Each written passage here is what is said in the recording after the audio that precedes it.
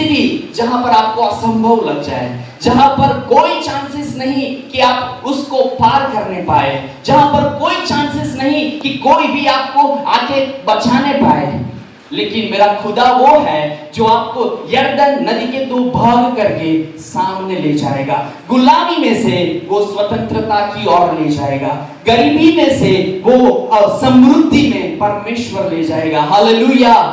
पापों में से वो छुटकारे की ओर ले जाएगा। वो केवल प्रभु कर सकता है। आमीन। इसलिए आज हम सीखने वाले हैं कि मैं और आप यरदन नदी के पार कैसे गुजर सकते हैं, कैसे हम उसके बाहर आ सकते हैं, ऐसी गंदी परिस्थिति में से, पाप में से, गंदगी में से, कीचड़ में से, जो ऐसी परिस्थिति है जो हमें लगती है कभी नहीं बदलेगी, कुछ अच्छा नहीं होने वाला। बाजू वाली पड़ोसन बोल रही, बहन तारी तो आज परिस्थिति રહેવાની, તારા બાળકોનું કશું ભલું નથી થવાનું, आपके बच्चों का कुछ अच्छा नहीं होने वाला, आपके माता पिता का कुछ अच्छा नहीं होने वाला।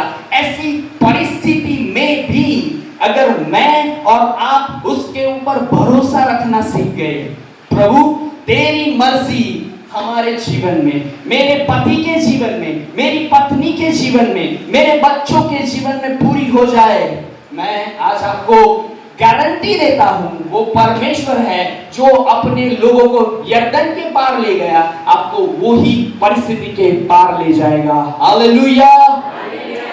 आइए हम एक आयत को पढ़ते हैं और फिर जो यरदन के बारे में सीखना चाहते हैं वहां पे जाएंगे। वचन कहता है, भजन संहिता स्तोत्र 107 और 20, भजन संहिता गीत शास्त्र 107 और 20, हिंदी में कोई पढ़ेगा प्लीज। वह अपने वचन के द्वारा, वह अपने वचन के द्वारा उनको चंगा करता है, उनको चंगा करता है, जिस गड्ढे में वे पड़े हैं उससे निकालता है, और जिस गड्ढे में वो पड़े हैं उससे निकालता है। परमेश्वर का वचन क्या कहता है? वो अपने वचन को भेजता है और ગુજરાતીમાં એવું લખ્યું છે કે તે દુર્દશામાંથી ઉગારે છે। ऐसी दुर्दशा मतलब ऐसी गंदी परिस्थिति जिसमें से मनुष्य की ताकत नहीं कि वो खुद बाहर आ पाए।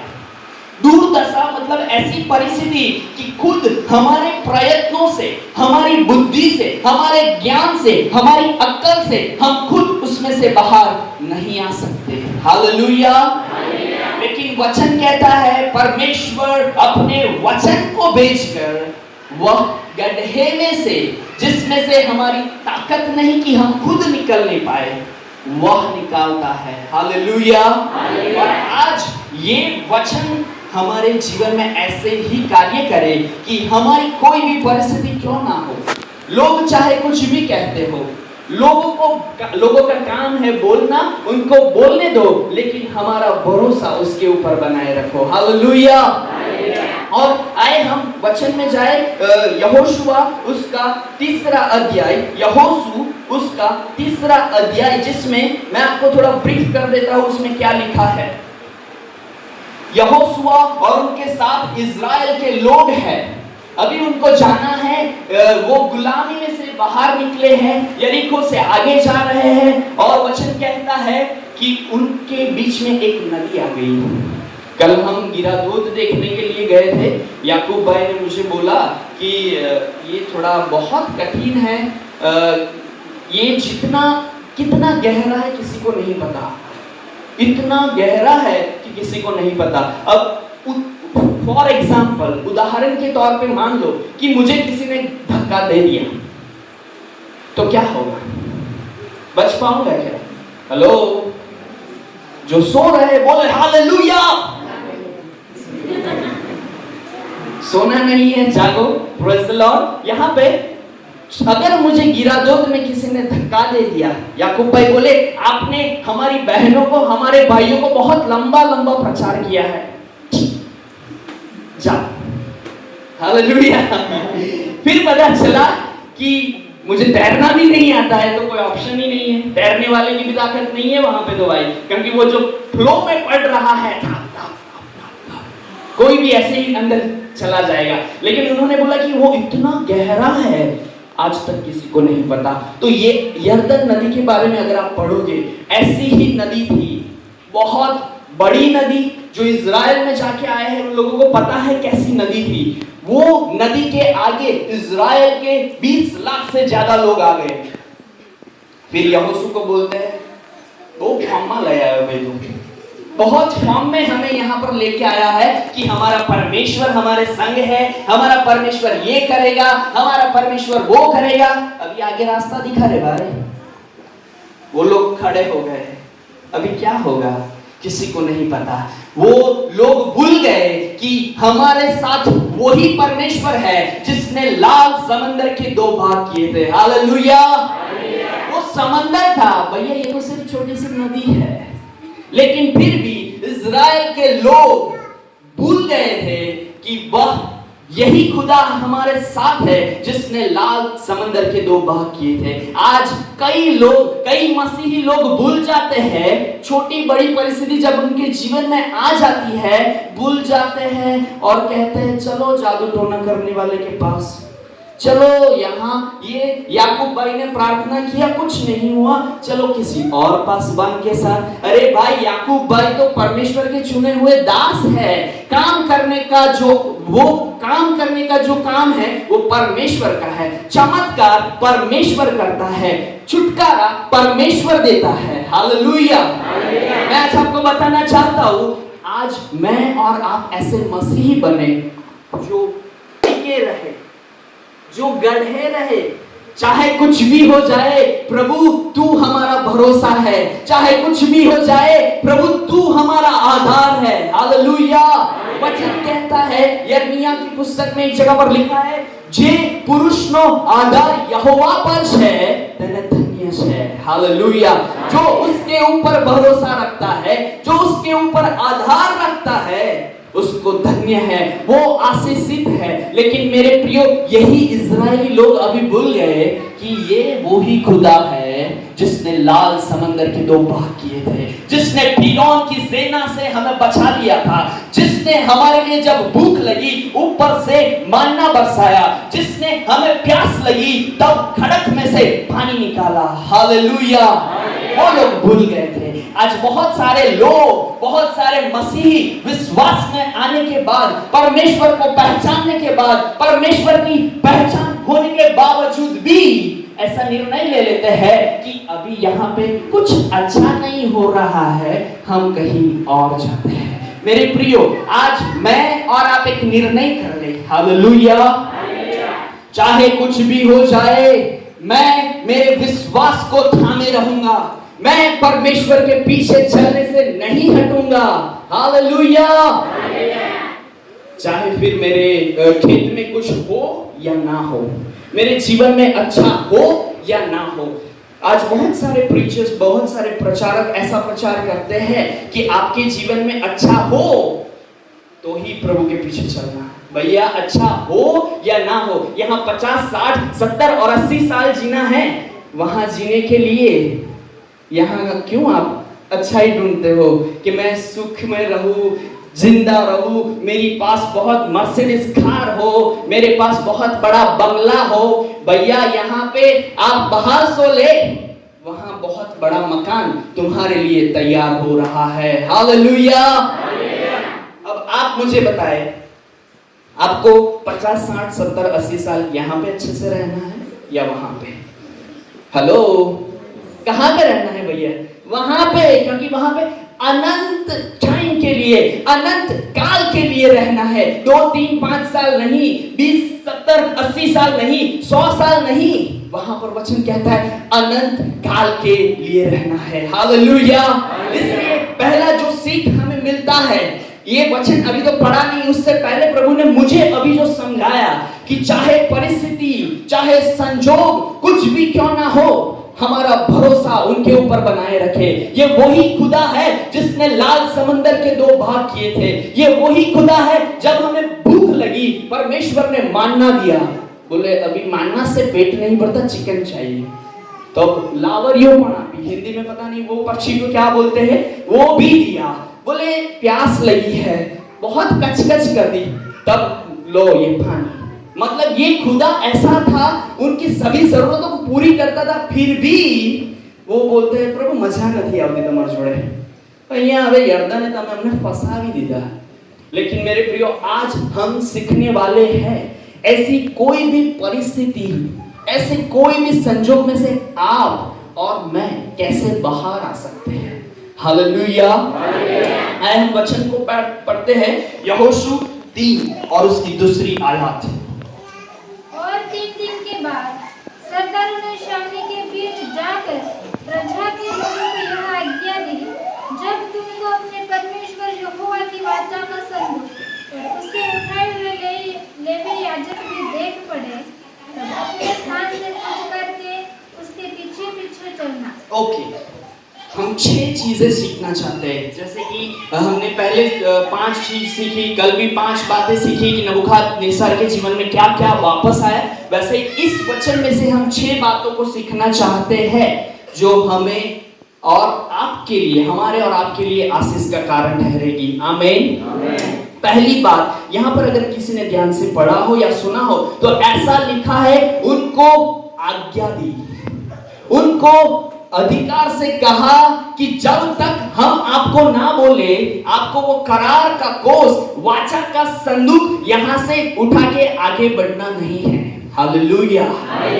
सबसे पहले अगर मैं और आप ऐसा चाहते हैं कि प्रभु हमें इस परिस्थिति में से, जो हमारे कंट्रोल में नहीं, जो जिसके ऊपर हमारा अधिकार नहीं, जिसके ऊपर मेरी बुद्धि, मेरा ज्ञान, मेरी ताकत, मेरे पासवान की ताकत, किसी की ताकत नहीं कि हमें इस परिस्थिति में से बाहर ले आए, अगर मैं और आप उसमें से बाहर आना चाहते हैं, ऐसा कोई भी छिपा पाप हो, ऐसी कोई भी परिस्थिति हो, ऐसी कोई भी सिचुएशन क्यों ना हो, अगर मैं और आप चाहते हैं कि प्रभु हमें उसमें से बाहर ले आए, पहली बात आज्ञा को मानो। हालेलुया। पहली बात क्या है? आज्ञा को मानो, वचन को मानो। आज्ञा परमेश्वर ने जो जो दी है, कोई लोग बोलते हैं कि वो तो पुराने नियम में दी थी, अभी वो आज्ञा को मानने की जरूरत नहीं है, वो गलत शिक्षा है। आप वचन में पढ़ लो, नए नियम में प्रभु यीशु मसीह खुद कहते हैं कि मैंने जो आपको आज्ञा दी है प्रभु ने, उसको रद्द करने के लिए, कैंसिल करने के लिए नहीं आया हूं, मैं उसको पूरा करने के लिए आया हूं। उदाहरण के तौर पे साइड पे जाते हैं, वहां पे लिखा है, पहले मैं आज्ञा दी थी, तू व्यभिचार मत करना।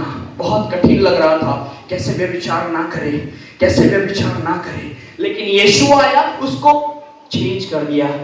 लोग बोलते हैं यीशु ने तो बोला हाँ चलेगा, अरे भाई चलेगा नहीं बोला है, यीशु ने उसको स्ट्रिक्ट कर दिया और ज्यादा टफ कर दिया और ज्यादा, गुजराती में कहवाय अघरू કરી નાખ્યું। क्या वचन कहता है, अगर तू स्त्री को उस नजर से देखता भी है तो तूने व्यभिचार कर दिया।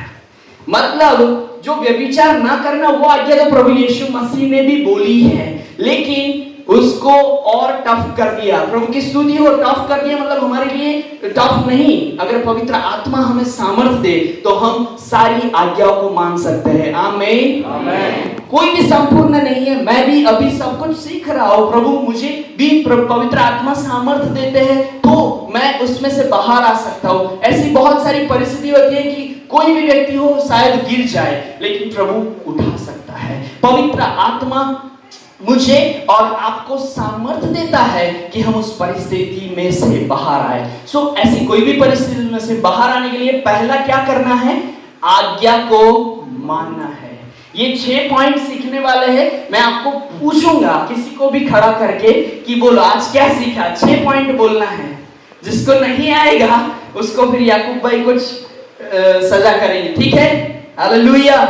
यहाँ पे पहली बात सीखे, आज्ञा को मानना। दूसरी बात क्या है? अगर हम इस यर्दन, इस गंभीर परिस्थिति में से बाहर जाना चाहते हैं, उस पार जाना चाहते हैं, इस गंदे संसार में से बाहर आना चाहते हैं, वो पाप में से, वो कीचड़ में से बाहर आना चाहते हैं, दूसरा क्या करना है? आए हम देखें यहोशू 3 और 4, चौथी आयत। परंतु उसके और उसके बीच में 2000 हाथ के लगभग अंतर रहे, तुम संदूक के निकट न जाना, ताकि तुम देख सको कि मार्ग से तुम नहीं चले। Praise the lord. 5वीं आयत, फिर यहोशू ने प्रजा के लोगों से कहा, तुम अपने आप को पवित्र करो, क्योंकि कल के दिन यहोवा तुम्हारे मध्य में आश्चर्य कर्म करेगा। ओके, 4थी आयत में लिखा है कि आपको वाचा का संदूक कब उठा के जाना है, आज्ञा सही रीति से मानना। 4थी आयत में आप पढ़ोगे तो उसका जो इंपॉर्टेंट पॉइंट वो निकलता है कि प्रभु जैसा कहे वैसा ही करना, ज्यादा नहीं।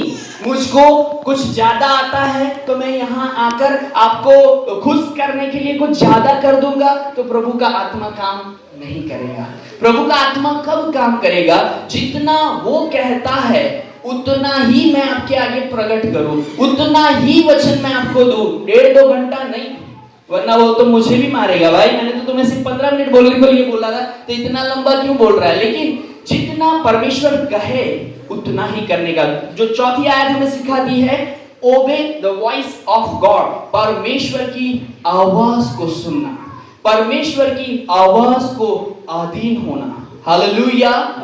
पहला, आज्ञा को मानना, जैसा वचन कहता है उसके अनुसार चलना। दूसरा, वो क्या कहना चाहता है ऐसी परिस्थिति में। बहुत सारी जगह पर लोग कहते हैं, भाई तारू कसूज बलू नहीं खाए, बहन तू आमाथी बाहर नहीं आई शक, बहन तो इसमें से बाहर नहीं आ पाएगी, तेरी परिस्थिति यही रहेगी, ये बीमारी नहीं जाने वाली, ये जो दुष्ट लोग तेरे जीवन में है वो लोग नहीं जाने वाले।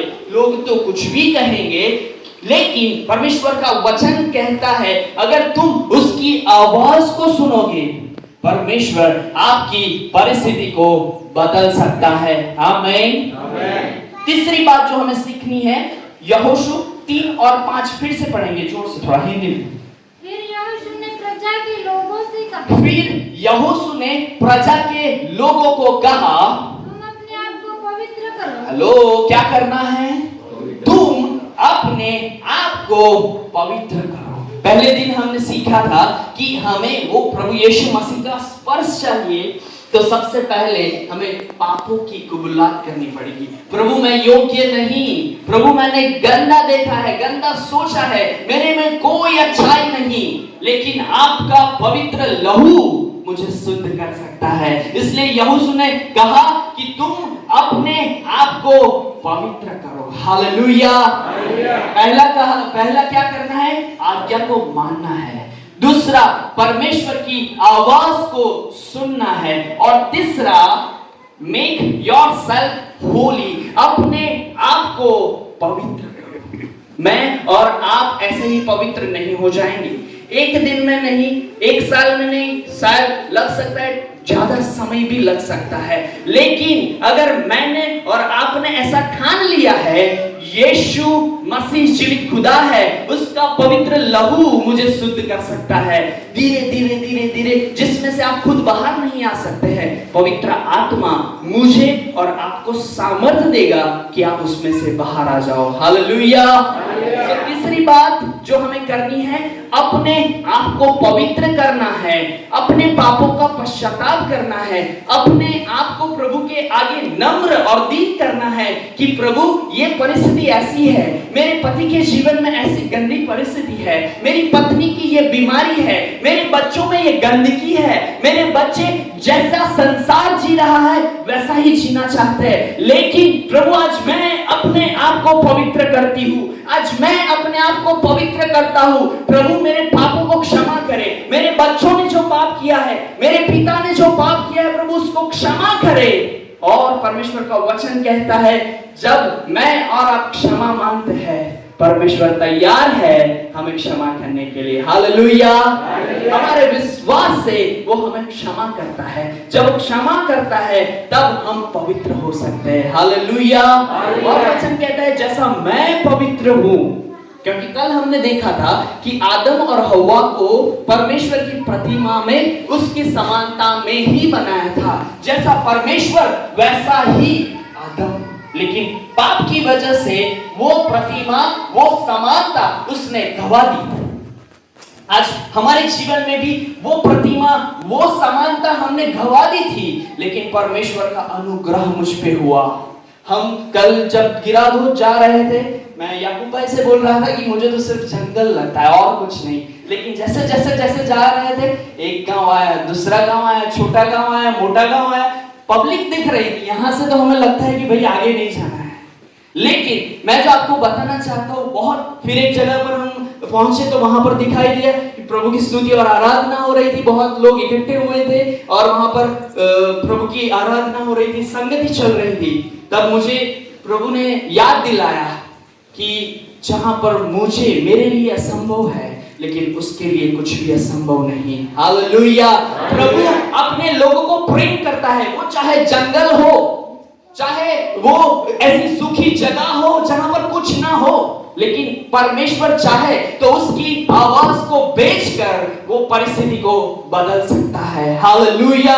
आज अगर आपने या मैंने भी उस परमेश्वर प्रभु यीशु मसीह का नाम नहीं जाना होता तो मैं भी मूर्ति पूजा ही करता रहता, मैं भी ऐसा बोलते हैं गोलमटा खाता खाता वही मंदिर है जा एवी परिस्थिति हो, હું भी कदाच एक जादू टोना या फिर वो ब्लैक मैजिक करता, ऐसी गंदी परिस्थिति में होता अगर मुझे वो जीवित परमेश्वर का ज्ञान नहीं होता। लेकिन प्रभु की स्तुति हो कि हम सभी के ऊपर, भले ही हम छोटे गांव में रहते हैं, फिर भी परमेश्वर का अनुग्रह हुआ और परमेश्वर की पहचान हुई। हालेलुया।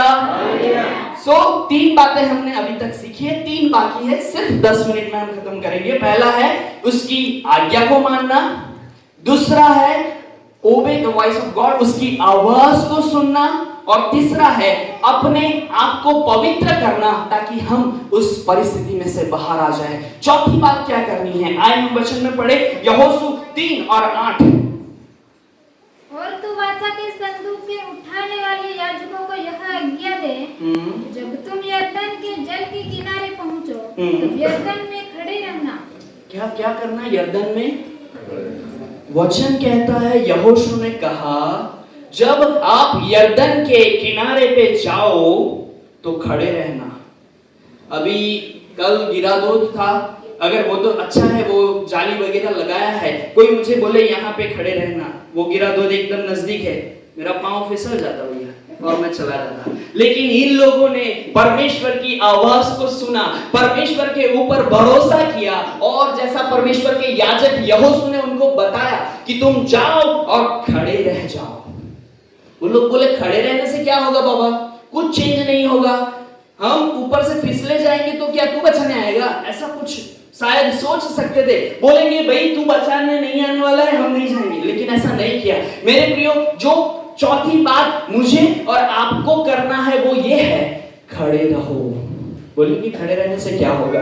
खड़े रहने का मतलब है आपकी परिस्थिति चाहे कोई भी क्यों ना हो, आपकी बीमारी चाहे कोई भी क्यों ना हो, आपके पति की परिस्थिति कोई भी क्यों ना हो, आपकी पत्नी की, आपके बच्चों की दशा कोई भी क्यों ना हो, उस पर जब भरोसा किया है, जब आपने उसकी आज्ञा को माना है, जब आपने उस परमेश्वर के पीछे हो लेने का निर्णय किया है, कई बार ऐसा होगा 1 महीना, 6 महीना, साल, 2 साल लग जाएगा, तो उस समय पे आपको और मुझे कहीं और नहीं जाना है। वचन कहता है खड़े रहो।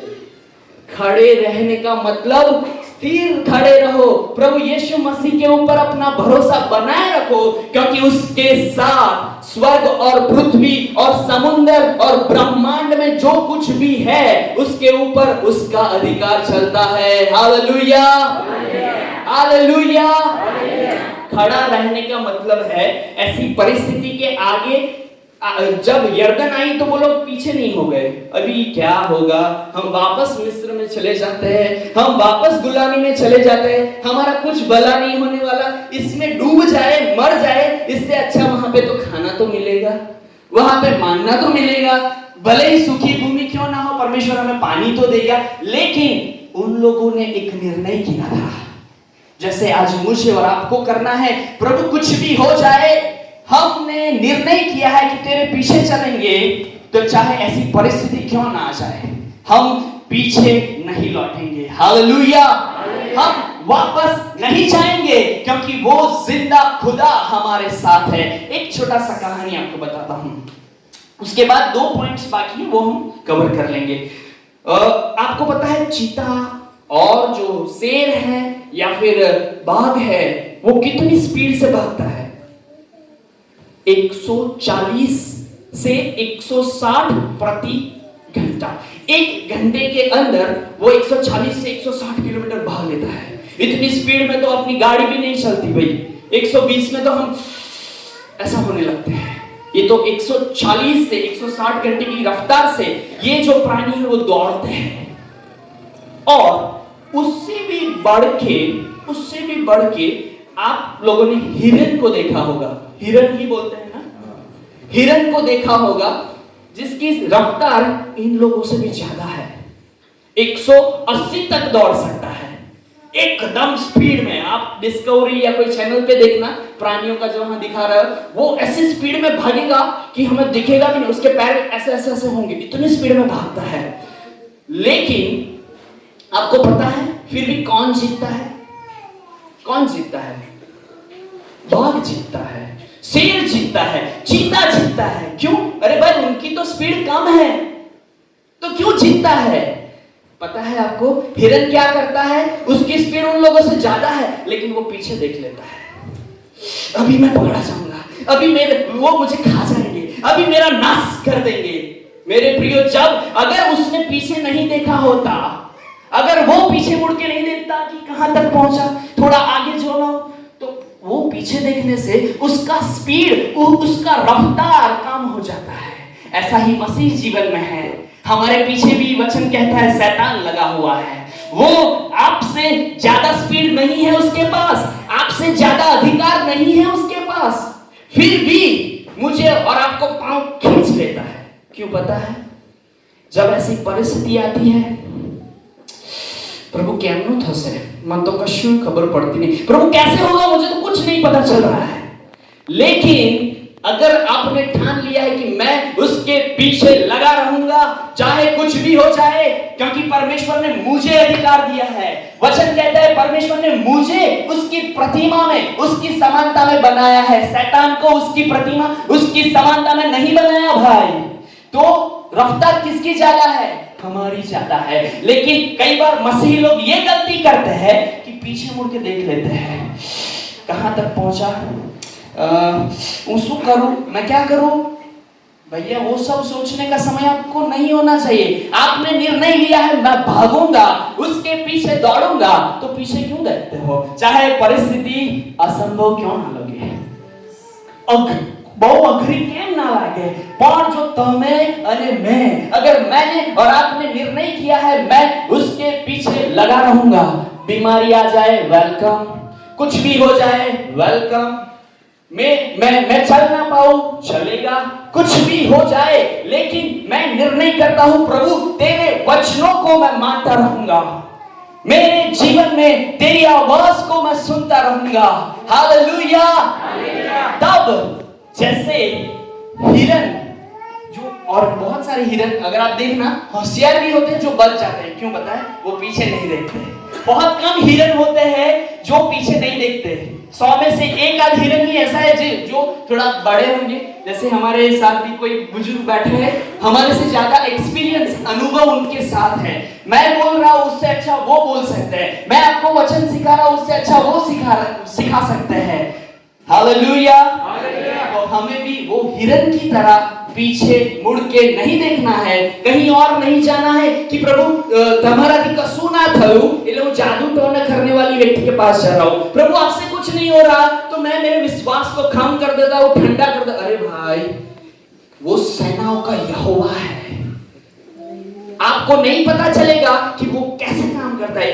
कभी मैं फिर आऊंगा तो आपको मैं वो बताऊंगा कि मनुष्य की ताकत और परमेश्वर की ताकत में कितना अंतर है। परमेश्वर क्या कर सकता है, हमारी बुद्धि, हमारे ज्ञान, हमारी समझ शक्ति, हमारी कौशल्य से ज्यादा वो कर सकता है। हालेलुया। 4 बातें सीखी है अभी तक। पहला, उसकी आज्ञा को मानना। दूसरा, उसकी आवाज को सुनना। तीसरा, अपने आप को पवित्र करना। चौथा, कोई भी परिस्थिति क्यों ना हो खड़े रहो। जब आप ऐसी परिस्थिति में खड़े रहते हो, प्रभु आपके विश्वास को देखता है। मेरा बेटा अभी तक ऐसी गंभीर परिस्थिति में भी मेरे ऊपर भरोसा करता है। मेरी बेटी ऐसी गंभीर परिस्थिति में, जब उसका पति बहुत दारू पीता है, जब उसका पति उसको मारता है, तब भी वो खड़ी रहती है। प्रभु मेरा भरोसा तू है, मेरा भरोसा तू है। मैं आपको बता दूं, एक दिन, 6 महीना, 1 साल, 2 साल के बाद आप अपने पति को, आप अपनी पत्नी को, आप अपने बच्चों को, जो अभी आपका कहना नहीं मान रहे हैं, उसको जीत लोगे। हालेलुया। लास्ट 2 बात है और 12 भी बजने वाले हैं, तो फिर हम खत्म करेंगे। यहोशू 3 और 9 में अभी आगे क्या करना है ऐसी परिस्थिति में से बचने के लिए। यहोशू 3 और 9। तब यहोशू ने इस्राएलियों से कहा, पास आकर अपने परमेश्वर यहोवा के वचन सुनो। और यस नाउ वी आर सिर्फ उसमें लिखा है, तब यहोशू ने कहा, पास आकर परमेश्वर के वचन को सुनो। हालेलुया। हमने शुरुआत करने से पहले ही देखा था कि परमेश्वर वचन को भेजता है और गड्ढे में से हमें निकालता है, गंभीर परिस्थिति में से हमें निकालता है। अब यहोशू को पता है कि आप अपने पापों का पश्चाताप कर लिया, आप आज्ञा मानने के लिए तैयार है, उसकी आवाज सुनने के लिए तैयार है। अभी ये समय है कि आपको उसका वचन मानना होगा। जैसी परिस्थिति होगा, जैसी संजोग होगी, प्रभु आपसे बात करेगा, मेरे बेटे तुम्हें ये नहीं करना है, मेरी बेटी तुम्हें ऐसा ऐसा करना है। हालेलुया। और जब हम उस वचन को मानेंगे, तब हमारे जीवन की परिस्थिति, चाहे सामने यरदन क्यों ना हो, चाहे कैसे हम पार होंगे ना पता चले, लेकिन उसके पास हमारे लिए बहुत बड़ा रास्ता है। हालेलुया। वो समंदर के पानी को सुखा सकता है। तो ये तो छोटी सी यरदन नदी है, ये तो कोई छोटी मोटी बीमारी है जिसको डॉक्टर्स ने बड़ा नाम दे दिया है, ये तो छोटी मोटी ऐसी परिस्थिति है कि लोगों को बड़ी लगती है, उसके लिए तो कुछ भी नहीं है। हालेलुया। क्योंकि वचन कहता है उसके लिए कुछ भी असंभव नहीं है। मेरे लिए हो सकता है, हमारे पासवान के लिए हो सकता है, आपके पिता, आपके माता अनुभवी होने के बावजूद भी उनके द्वारा, उनके लिए भी असंभव हो सकता है। लेकिन वचन 2 ही बात सिखाता है। एक बात, परमेश्वर के लिए कुछ भी असंभव नहीं। पहली बात क्या है? परमेश्वर के लिए, बोलो, परमेश्वर के लिए कुछ भी असंभव नहीं। और दूसरी बात क्या सिखाती है? जो विश्वास करता है उसके लिए कुछ भी असंभव नहीं। हालेलुया। जैसा परमेश्वर के लिए कुछ भी असंभव नहीं है, अगर मैंने और आपने उसके ऊपर विश्वास किया है, उसके ऊपर भरोसा किया है, तो वचन कहता है हमारे लिए भी कुछ भी असंभव नहीं। हालेलुया। और संदूक के उठाने वाले यरदन पर पहुंचे। संदूक के उठाने वाले याजकों के पांव यरदन तीर के जल में डूब गए। यरदन का जल तो कटनी के समय के सब 3 कांटे तक के ऊपर ऊपर बहा करता था। Praise the Lord। यहाँ पर अगर आप पढ़ोगे तो उस समय, ये जैसे कि अभी बारिश का मौसम है, तो आपको गिरादोद में पता चलेगा कि भरपूर मात्रा में पानी दिखाई देगा। तब भी ऐसा ही कुछ समय था कि यरदन बहुत छलका रही थी, बहुत ज्यादा पानी उसमें उमड़ रहा था। लेकिन हमने अभी सीखा कि सब परिस्थिति उसके अधिकार में है। हमारे या आपके पिता, आपके माता, आपके पासवान के अधिकार में नहीं हो सकती, लेकिन उसके अधिकार में है। एक लास्ट आयत अगर हम पढ़े तो 17वीं आयत पढ़े। और याजक यहोवा की वाचा का संदेश उठाए हुए यरदन के बीचों बीच पहुंचकर स्थल पर स्थिर खड़े रहे। और सब इस्राएली स्थल पार उतरते रहे। अंत में उस सारी जाति के लोग यरदन पार हो गए। वचन कहता है उस जाति के सारे लोग यरदन पार हो गए। अभी जब वो लोग आए थे, तब वो लोग चिंता कर रहे थे, प्रभु कैसे होगा, प्रभु हमारे पास तो नाव वगैरह नहीं है, प्रभु इतनी बड़ी नदी है, अभी कैसे क्या करेंगे।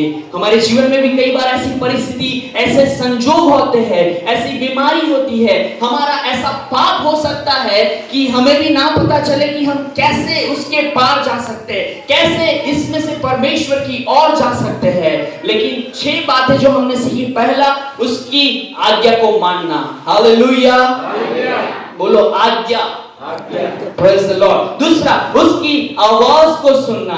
बोलो आवाज। Praise the Lord. तीसरी बात, अपने आप को शुद्ध करना, पवित्र करना। बोलो पवित्र।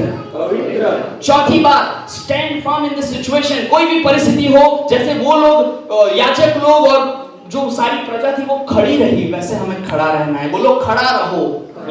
खड़े रहो, कोई भी परिस्थिति क्यों ना हो, आपको समझ में आए या ना आए, अगर आप ऐसी परिस्थिति में भी उसके ऊपर अपना भरोसा रखकर खड़े रहते हो, वो मार्ग निकाल सकता है। हालेलुया।